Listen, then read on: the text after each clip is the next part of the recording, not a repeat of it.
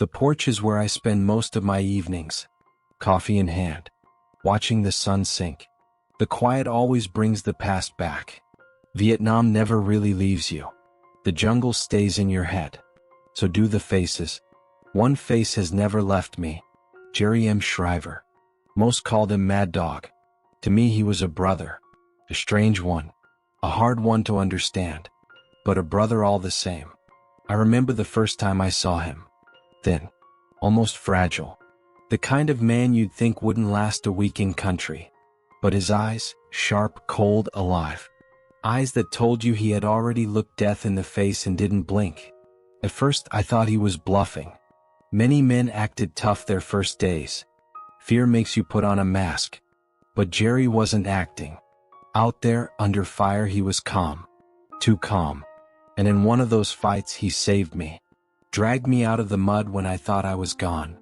He never made a big deal out of it. Just brushed it off. Said I'd do the same for the next man. That was Jerry. No speeches. No glory hunting. Just action. Serving in the army was an honor. Wearing the green beret was pride. But fighting next to Jerry Shriver was something else.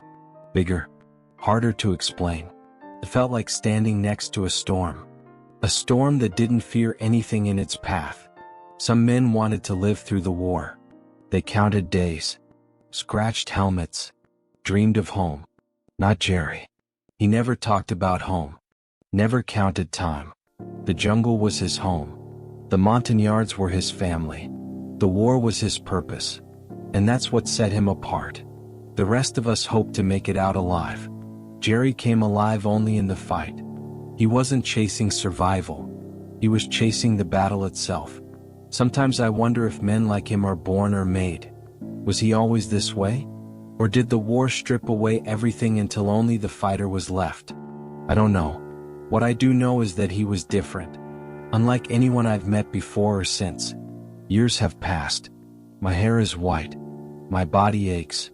But Jerry's face, his voice, the way he moved in the fight, it's all still clear. He disappeared more than 50 years ago. Yet he feels more alive in my memory than men I spoke to yesterday. And here's the thing. War takes. It always takes.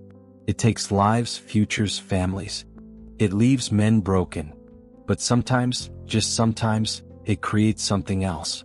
Something that doesn't die even when the man does. That's Jerry. Mad Dog. The man who should have been swallowed by war, but instead became part of its legend. And that's the truth I carry with me. War takes away almost everything, but every now and then, it creates a man who becomes immortal. Jerry was born in Florida, 1941. A small town kid in a quiet place, but the world around him wasn't quiet. His childhood was shaped by the echoes of World War II. Veterans were everywhere back then. Men who had fought in Europe and the Pacific. They told stories. Around kitchen tables. On porches. In bars. Stories about fighting the Germans in the snow or chasing the Japanese through island jungles. Jerry listened. He didn't just listen, he absorbed. Those men became his heroes. He wasn't chasing baseball players or movie stars like other kids. His heroes wore uniforms, carried rifles, and spoke about brotherhood that only war could forge. He wanted that. I didn't know Jerry as a boy, of course. But later, when we talked, I realized he had been chasing that path from the start. While other kids dreamed about college, Jerry dreamed about jumping from planes and fighting in faraway lands. His eyes lit up when he spoke about it. That hunger was always there. The army was the natural step. As soon as he was old enough, he signed up. No hesitation. It wasn't about the paycheck. It wasn't even about escape from small-town life. It was about purpose. Jerry believed a man needed purpose, and his was soldiering. Training knocked most men down. Long runs. Endless drills. The kind of punishment that makes you question why you ever signed up. But Jerry thrived. He wasn't the strongest man in the group. Not the heaviest or the loudest. But he didn't break. Where others grumbled or fell out, he stayed sharp, quiet, relentless. When the chance came, he volunteered for airborne school. That was no small thing back then. Jumping out of planes separated the serious from the ones just looking for steady work. Jerry wanted the wings. He wanted the danger. And he got it. Soon enough, he was wearing the Screaming Eagle patch of the 101st Airborne Division. That unit carried its own legend. Men remembered Bastogne, Normandy. The stories of World War II were still fresh, and now Jerry was part of that line. You could see the pride in him. The patch wasn't just cloth, it was a connection to the heroes he had grown up admiring. I think that's when he started to change. The boy from Florida had become a soldier, but more than that, he became a man locked onto a path. There was no turning back. The army wasn't a job for him anymore. It was his life, his identity. And that's the truth. Right from the first day, Jerry didn't choose a normal life. He chose the path of a warrior. Airborne training was just the beginning. For Jerry, it wasn't enough. He wanted more. Harder missions. Tougher training. He wasn't chasing medals. He was chasing the edge. That edge was the Green Berets, the Army Special Forces. In those days, it was still new, still being shaped. Men called it elite, but most soldiers knew it as brutal. Only the best, the most stubborn, the most disciplined made it through. Jerry signed up without blinking. The training broke men down. Some quit within days. The instructors didn't just teach you how to fight. They tested if you could survive when everything went wrong. Jungle survival. Weapons. Foreign languages. Guerrilla tactics. It wasn't about looking sharp in a uniform. It was about becoming the kind of man who could disappear into a hostile land, rally strangers, and fight outnumbered. Jerry fit that mold. Quiet. Focused. Always watching, always learning. I've heard stories about him practicing until his hands bled, then wrapping them and going again. He was strict with himself in a way most men couldn't match. That discipline became who he was. But it wasn't all grit and toughness.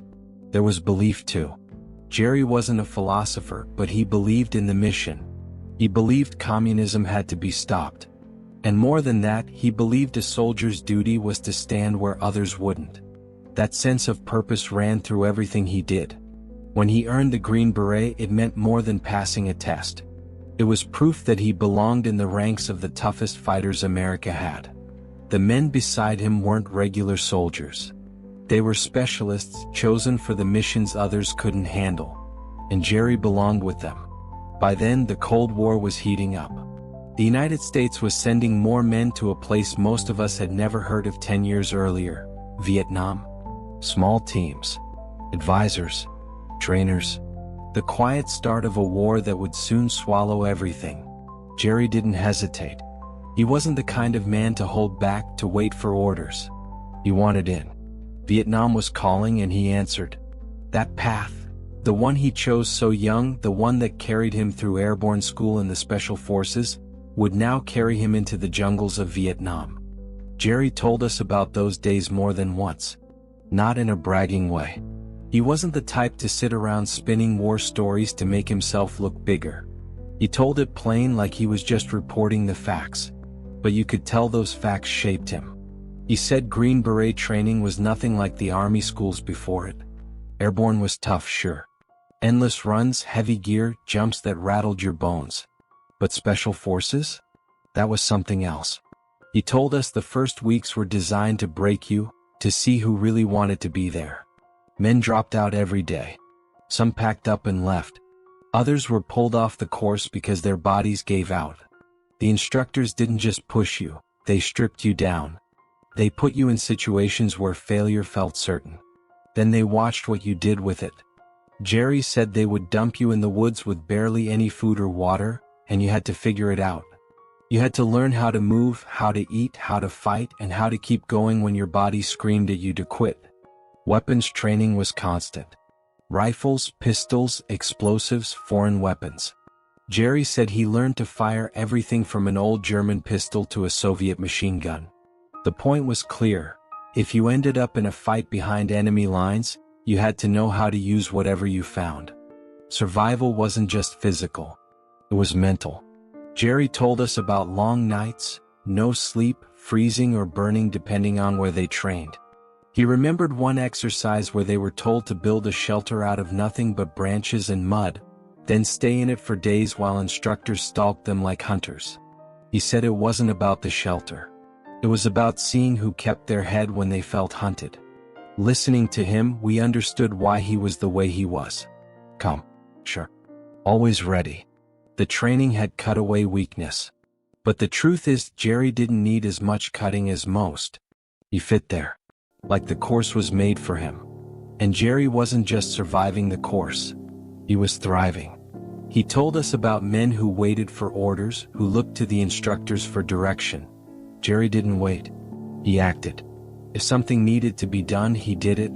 If a teammate was struggling, he pulled them up. He wasn't loud about it, and he didn't act like a hero. He just moved first and the others followed.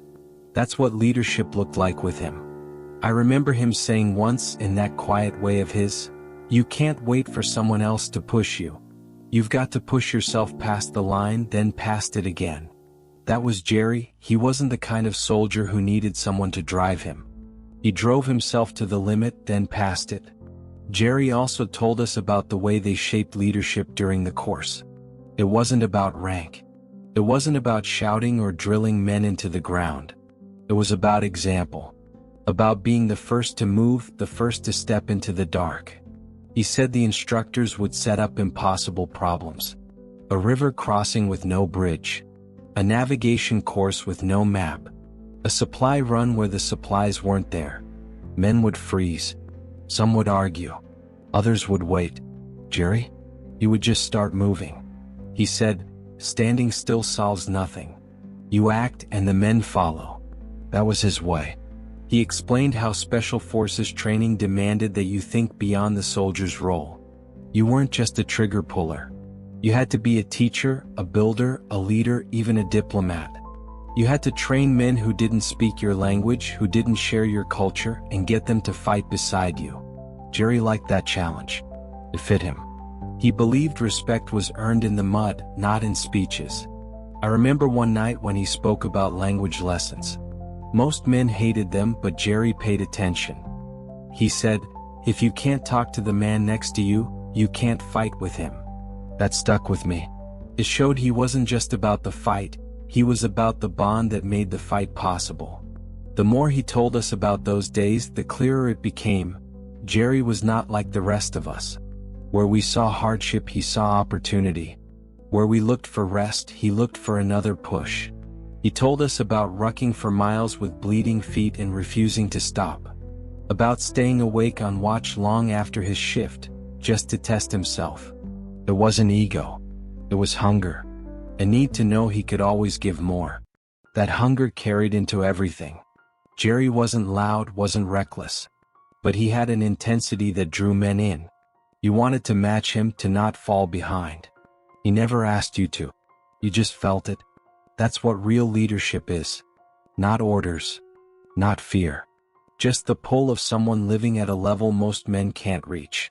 By the time he finished that course, Jerry wasn't just a soldier anymore.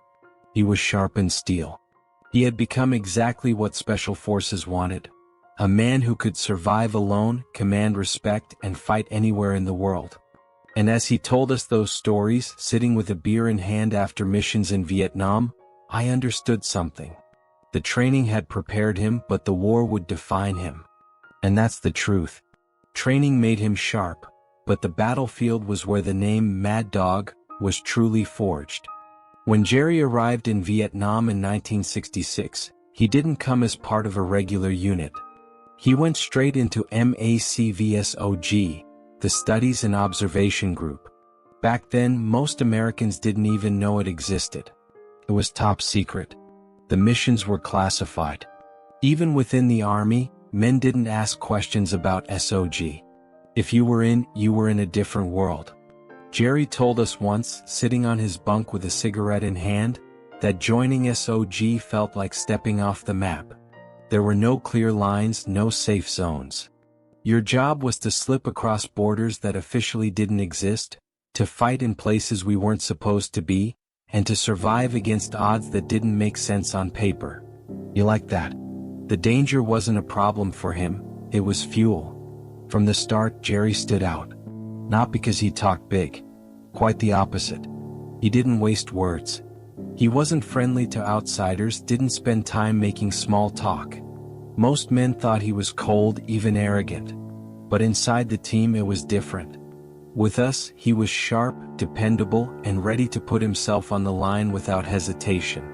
I remember him saying, "If you're in my unit, I'll bring you home or die trying." And he meant it. You could see it in his eyes. That promise wasn't for show.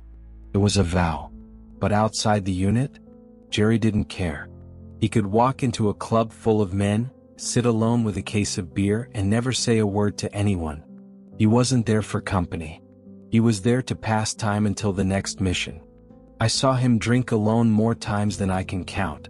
One case of beer, sometimes two, gone in silence. Then he'd leave as quietly as he came. Another habit of his was the constant checking of weapons. He could sit for hours cleaning, loading, reloading. Pistols, revolvers, shotguns, he carried more guns than anyone I've ever seen. Sometimes 5 or 6 handguns strapped to him, each one loaded, each one in reach. He trusted them more than people. He said, "Steel won't lie to you." Sleep was another thing. Jerry didn't do much of it. While the rest of us tried to grab a few hours, he would be up, pacing, inspecting gear, or just sitting in the dark. Maybe he was thinking. Maybe he was listening. Nobody knew. But we all learned not to bother him when he was in that mode. He lived like a man waiting for the next fight, never letting himself go soft even for a night. That lifestyle made him hard to approach. New guys often thought he was unbalanced, maybe even dangerous. But once you were inside the circle, you understood. The coldness wasn't madness. It was focus. Jerry was built for war, and he carried himself like every second of peace was just a pause before the shooting started again. It made him difficult, yes. But in the field, it made him invaluable. When the ambush hit, when the jungle exploded, Jerry didn't freeze, didn't panic. He was already there, moving, fighting, keeping the rest of us alive. That was when you saw the difference. Outside, he was the loner with too many guns. Inside, in the fire, he was the man who would never leave you behind. The other part of Jerry's story in those early days was his bond with the Montagnards. He talked about them with a kind of respect you didn't often hear from Americans in Vietnam. To most outsiders, the Montagnards were just locals, tribesmen from the highlands, useful as trackers and fighters. But to Jerry, they were brothers. He said the first time he lived among them, it felt natural. He ate their food, shared their huts, learned their ways. While many Americans kept their distance, Jerry closed the gap. He wasn't there as a foreigner giving orders. He lived as one of them. That's what earned their loyalty. He told us how the Montagnards had sharp eyes, sharper than any American soldier. They could track a man through thick jungle like reading a book. They could sense danger before anyone else. Jerry trusted them more than radios or maps. He said, "If a Montagnard says something's out there, you'd better believe him." In return, he gave them more than orders. He gave them his pay, his supplies, his effort. I saw him spend money on food and clothes for their families. He didn't talk about it, he just did it. When a Montagnard was wounded, Jerry was the first to carry him. When a family needed help, Jerry found a way. And they loved him for it. You could see it in their eyes when he walked into a village. They didn't see just an American soldier. They saw a brother, someone who fought for them, bled with them, lived with them. Jerry once said, "The army gave me a unit. The Montagnards gave me a family." That stuck with me. Because in the chaos of Vietnam, family was the only thing that made sense. He also had Klaus, that big German shepherd he picked up overseas. Jerry loved that dog. The Montagnards loved him too. Klaus followed Jerry everywhere. Into the jungle, into the barracks, even into the club. And when someone tried to mess with that dog, Jerry didn't hesitate. He once walked into the NCO club with a revolver drawn after hearing someone had forced beer down Klaus's throat. Nobody owned up. Nobody dared. That was Jerry, loyal to the bone. To his dog. To his men. To his Montagnards. Cold to the world, but fierce for the few he called his own. Over time, the bond between him and the Montagnards became legend. Americans called him Mad Dog, but the Montagnards called him brother. If the Americans knew him as Mad Dog, the Montagnards knew him as family. That's who he was. A man apart from the crowd, yet tied deeply to those he fought beside. And in those first years, the legend began to grow. Not because he wanted it, but because men remembered. From there, the legend started to grow with every battle. I remember the first time I saw Jerry walk into camp after a mission. Most of us looked like hell, mud on our faces, uniforms torn, boots soaked through. Jerry? He walked in wearing a blue velvet smoking jacket and a derby hat, like some character out of another world. He still had dirt on him, still carried the smell of the jungle, but he wore that jacket like armor. It wasn't a joke. It wasn't for show. It was just who he was. He never blended in with the rest of us. Off duty, while most guys stayed in fatigues or simple shirts, Jerry carried himself like he was both a soldier and a ghost from some older time. The jacket, the hat, sometimes even a cigarette hanging from his lips. And no matter what he wore, he was always armed. Always. That's what people never forget about him. The weapons. Jerry didn't carry a rifle the way most men did. He stuffed pistols everywhere. I've seen him walk around with 5, sometimes 6 handguns strapped to his body. A revolver under each arm, another at his hip, one in the small of his back, even tucked into his boots. He had a sawed-off shotgun he carried on certain missions, a weapon that felt brutal even by our standards. Sometimes he'd bring captured enemy rifles, an AK-47 or an RPK. He said using the enemy's weapons was smart. It confused them and ammo was easier to find. At first it seemed crazy. Who the hell needed that many guns? But then you watched him in the field. You saw how fast he could draw, how natural it was for him to move from one weapon to another. If a pistol jammed, he already had another in his hand. If he needed to move quietly, he'd pull a suppressed grease gun. If he wanted to make an enemy bunker tremble, he brought out that sawed-off shotgun. Suddenly, it didn't seem crazy anymore. It seemed like Jerry had figured out war in a way the rest of us hadn't. And then there was Klaus. That German shepherd followed Jerry like a shadow. A big dog, strong and loyal. Jerry treated him like a son. Fed him better than he fed himself sometimes.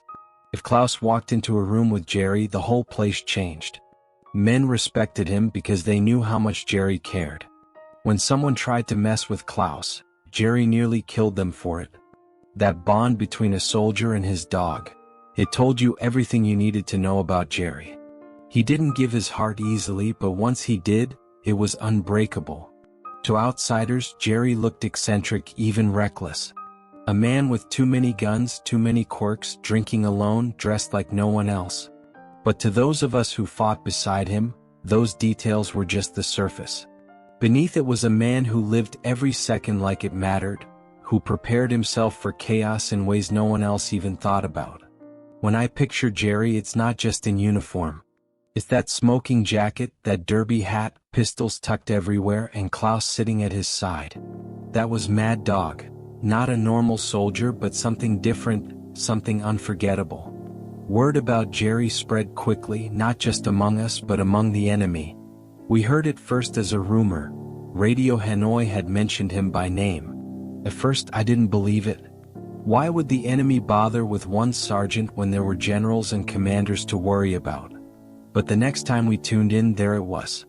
They offered $10,000 for anyone who could bring back Jerry Shriver's head. That kind of bounty told you everything. To them, Jerry wasn't just a nuisance.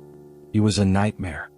His reputation in the jungle had grown so large that the North Vietnamese feared him enough to put a price on him.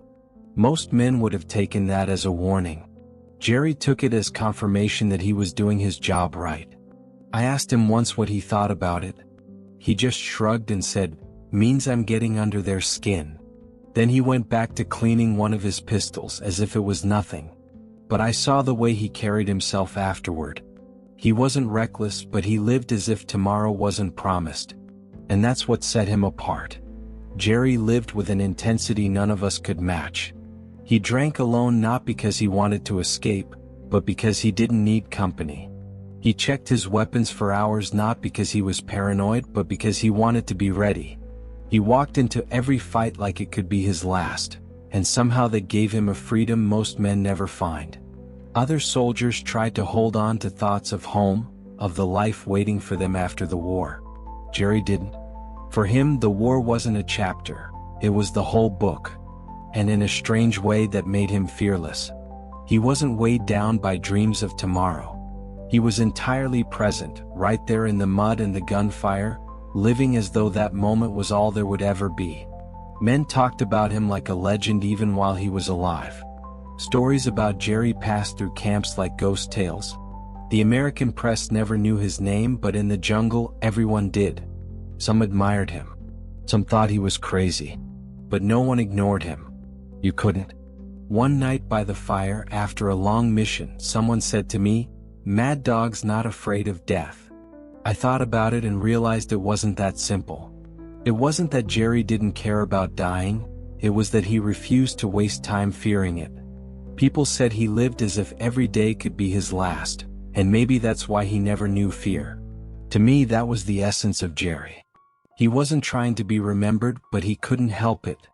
His way of living, his way of fighting, it burned itself into everyone around him. And then came the battles where only Jerry would dare to charge in. Those fights, more than anything else, are why the name Mad Dog still echoes in my memory. And then, there were the battles that only he had the guts to run toward. There was one fight that will stay with me until the day I die. We had gone deep into the jungle, farther than most units would dare. Our mission was to track down a North Vietnamese supply route that intelligence swore was hidden somewhere in that maze of hills and trees.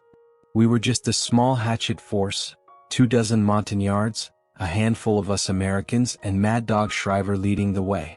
The jungle was thick, alive with sounds. Cicadas screaming, the smell of damp earth, the weight of humidity pressing down on us like a second skin. Jerry walked up front, as always, moving quietly but with purpose. He never seemed lost, even when the rest of us had no idea which direction we were headed. It was like the jungle spoke to him in ways we couldn't hear. We moved cautiously for hours, then suddenly the world erupted. Automatic fire cracked from the ridgeline above us. Explosions tore branches apart. We were in the middle of an ambush, hundreds of enemy soldiers, maybe more. They had the numbers, the high ground, and every advantage. In those first seconds, men fell. Some Montagnards went down hard and we scrambled for cover. Most leaders would have called for extraction right then. We were outgunned, pinned down, and surrounded. But Jerry didn't flinch. He crawled from man to man, shouting orders, firing bursts from that sawed-off shotgun. The weapon roared like thunder in the underbrush, each blast shaking the line. I remember hearing the radio crackle. Command asked if we needed reinforcements, maybe even an entire fresh unit. Jerry grabbed the handset, calm as if he were ordering breakfast. And then he said the words that would echo forever. "No, no, I've got them right where I want them, surrounded from the inside." The rest of us exchanged looks. Was he insane? Maybe. But somehow those words steadied us. If Jerry wasn't afraid, if Jerry believed we could hold, then so could we. That was his power. He didn't just give orders, he carried you into belief. The fight raged for hours. Grenades burst in the trees, shrapnel cutting into bark and flesh. Jerry moved like a man possessed. He had pistols in both hands at one point, firing back and forth while shouting to keep men focused. When a Montagnard was hit, Jerry dragged him to safety himself. When ammo ran low, Jerry tossed out captured enemy rifles from his stash, as if he had planned for this all along. At one point, I remember him standing up in the middle of the firefight, shotgun booming, as if daring the enemy to take him down. Bullets snapped past him, but he didn't duck. He never ducked. He fought like a man who had already made peace with death, and that terrified the enemy more than any weapon we carried. By nightfall, air support finally came in. Jets screamed overhead, dropping ordnance that shook the ground beneath us. The jungle burned, smoke filling the sky. And somehow, against all odds, we walked out of that valley. bloodied, exhausted, carrying our wounded but alive. Afterward, as we sat in silence, catching our breath, I realized something. I had felt both fear and calm in that battle. Fear of dying, but calm because Jerry was there.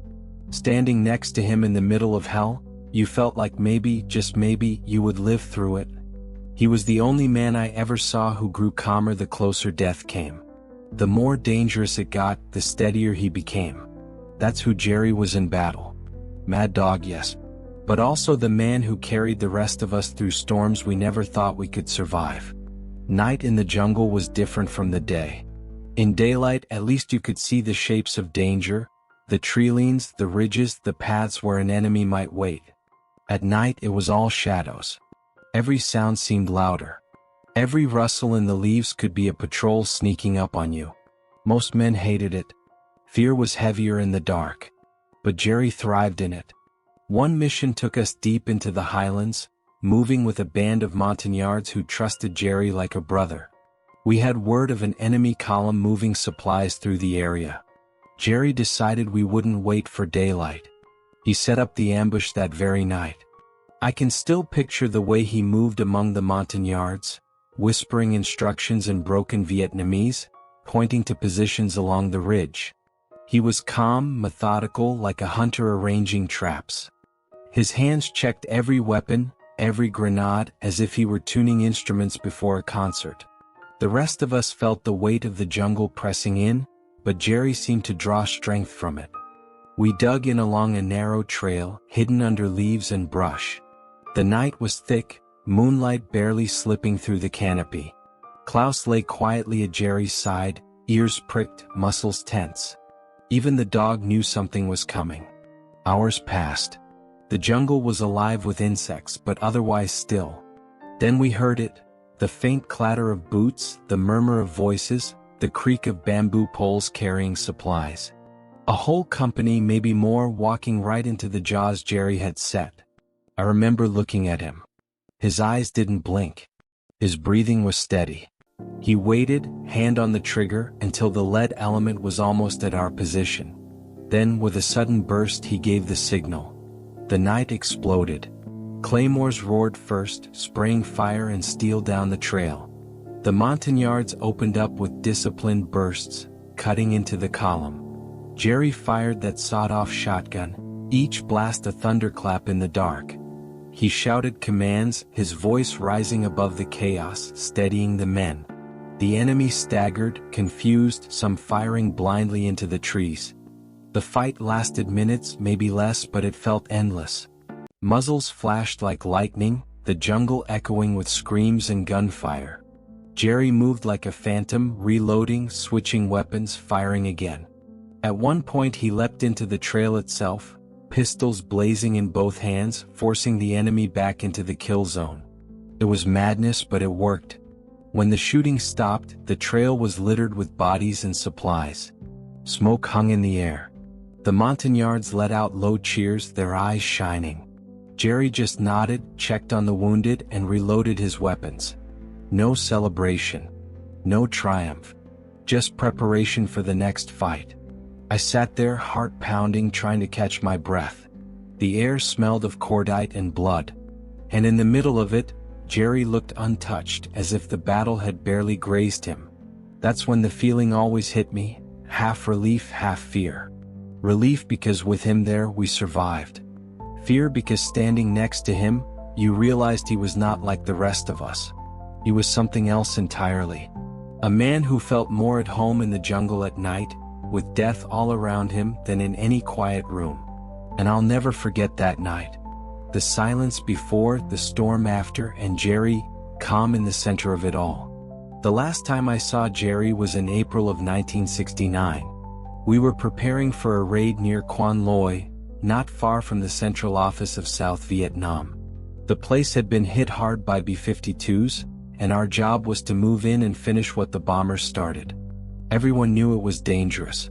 Everyone except Jerry, or at least he never showed it. That morning, I remember him turning to one of the men and saying quietly, "Take care of my boy." He was talking about Klaus, the dog. His voice was steady, but there was something in it that made the hair on my neck stand up. Jerry never said things like that. It was the kind of sentence a man speaks when he knows he won't be coming back. We boarded the helicopters, Montagnards packed tight beside us, their faces calm and ready. But halfway in, one of the birds malfunctioned and had to turn back. Just like that, Jerry's platoons were short on support. He didn't flinch. He never did. The moment our boots hit the ground, the jungle exploded. Machine gun nests opened up from hidden bunkers, cutting into us immediately. Men dropped in the first burst. Jerry quickly read the field. He knew we were surrounded, 6 platoons worth of enemy dug into those bunkers. He didn't hesitate. He told us he'd flank the guns, and before anyone could stop him, he was charging forward, Montagnards at his side. I can still see it. Jerry with an Uzi in his hands, moving fast through the trees, firing on the run. Grenades flew ahead of him, clearing paths. His Montagnards matched his pace, loyal to the last man, charging into fire because Jerry asked them to. They would have followed him anywhere. For a few seconds, time slowed. I was pinned down, firing at flashes in the treeline, and I caught a glimpse of Jerry. He smiled. He nodded at his men. Then they vanished into the brush, grenades bursting, gunfire echoing. And that was it. That was the last time I saw him. The battle raged for hours. We fought, called in airstrikes, tried to hold our ground. But Jerry never came back. Some said he was captured. Some believed he was killed right there in the treeline. Hanoi broadcast stories about his death, bragging they had finally caught Mad Dog. But there was never proof. No body. No grave. Just silence. Weeks later, a recovery team went back. They found fallen men, wreckage, bloodstains. But no sign of Jerry. It was as if the jungle swallowed him whole. I think about that day more than I should. Part of me believes he went down fighting the way he always promised he would. Another part wonders if maybe he kept moving deeper into the jungle until no one could follow. Either way, he never came home. And for those of us who knew him, that's the hardest part. To fight beside a man like that, to see him lead charge after charge, and then to never know how it ended. His story just stops like a radio cut off mid-sentence. When I close my eyes, I still see that smile. That nod. And then the sound of grenades fading into the distance. Even a wolf of the jungle, sooner or later, feels the weight of the hunt. That was Jerry's last battle. And that was the moment his legend began to outgrow the man himself. After that day at Quan Loy, Jerry Shriver was never seen again. For those of us who fought beside him, it felt like a piece of the war itself disappeared into the jungle. The army sent word a few weeks later, missing in action. 3 words that carried a weight heavier than any bullet. 3 words that meant maybe he was alive, maybe he wasn't. It meant hope without proof and grief without closure. For the men still in country, the news spread like wildfire. No one could believe Mad Dog was gone. He had seemed untouchable. We joked that if the jungle swallowed us whole, Jerry would be the one to crawl back out. Yet here we were, staring at an empty cot, a gear locker that no one touched, and silence where his voice used to be. The barracks felt colder after that. Rumors began almost immediately. Some said he had been captured and dragged off to jungle prisons, maybe even north to Hanoi. Others swore he had been executed right after the fight. A few believed he had slipped through the lines and vanished deeper into the jungle, fighting on as a ghost soldier, too wild to ever be caught. Every man had his own version, his own theory. None of us knew the truth. And maybe that's what made his legend grow. The fact that there was no body, no grave, nothing to anchor his story. The hardest part was the waiting. Weeks passed, then months. For families back home, every day brought a small chance of news, but for Jerry there was no family waiting. He had no wife, no children, no parents standing on the porch for the telegram. All he had was Klaus, the German shepherd he loved like blood. I remember Klaus after Jerry disappeared. The dog waited by the barracks door, ears twitching whenever a helicopter landed, as if Jerry might step off one of them and walk straight back. At night, Klaus would lie near Jerry's empty bunk, growling low if anyone got too close. Some men said he was guarding it, refusing to accept that his master was gone. Others thought the dog could smell Jerry in the wind as if he were still out there, somewhere in the jungle. Klaus became more than a dog to us. He was a symbol. His loyalty outlasted the paperwork, the reports, the silence. I remember one night, a young replacement tried to play with him, tossing a stick. Klaus ignored it completely, then walked over to Jerry's old kit bag, curled up against it and refused to move. That sight broke something inside me. The dog knew what we were trying not to admit, that Jerry wasn't coming back. And yet, the lack of proof kept hope alive. Some returning POWs later whispered about an American fitting Jerry's description seen in camps. Others said they heard a name, Mad Dog, spoken in broken English by captors. It was never confirmed. But the rumors fed us, gave us something to hold on to when the nights were long and memories were sharp. The army eventually moved on. Files were stamped. Reports were closed. By 1974, Jerry's case was officially declared settled. Presumed dead, though the truth was no one knew anything. For the men who had fought beside him, the war ended with an empty chair and an unanswered question. For Klaus, it ended with endless waiting. I sometimes think it was crueler that way. A death on the battlefield, at least you could see, bury, remember. With Jerry there was nothing. Just shadows and silence. But maybe that's why his story lasted. A man without a grave is a man who never truly dies. The jungle kept its secret, and Jerry became part of that mystery. Mad Dog never died because no one ever saw him die. That's the truth we carried. And for some of us still carry. When the war finally ended for the rest of us, Jerry was still missing. His name was read in ceremonies, but no body ever came home. The army did what it could to honor him. They awarded him a Silver Star posthumously, adding to the list of medals he had already earned. Another Silver Star, a Soldier's Medal, a Bronze Star with oak leaf clusters, an Air Medal, a Purple Heart. On paper it looked impressive, a record fit for a hero. But those of us who had known him, fought beside him, knew that medals could never capture the man. I remember the day I saw his name on a list of commendations. My first reaction wasn't pride. It was anger. A sheet of paper with typed words was all they could give to a man who had given everything. It felt hollow. Jerry had never fought for ribbons or glory. He fought because that was who he was.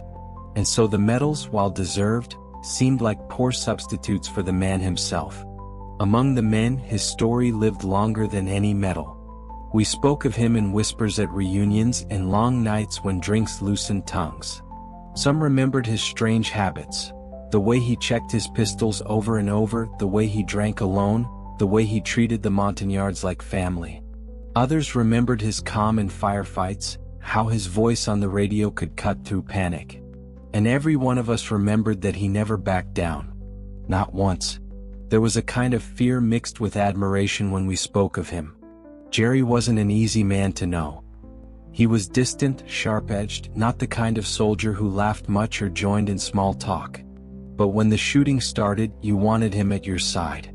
He had that rare thing, a presence that made you believe you might just survive the impossible. Standing near him in combat was like standing in the eye of a storm. Terrifying but steady. As years passed, his absence grew heavier. Younger generations heard the nickname Mad Dog and thought it was just a story, some exaggerated war tale.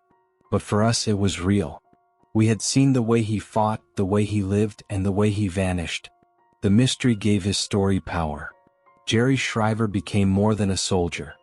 He became a symbol of all those who never came home, all the names carved into black stone without answers.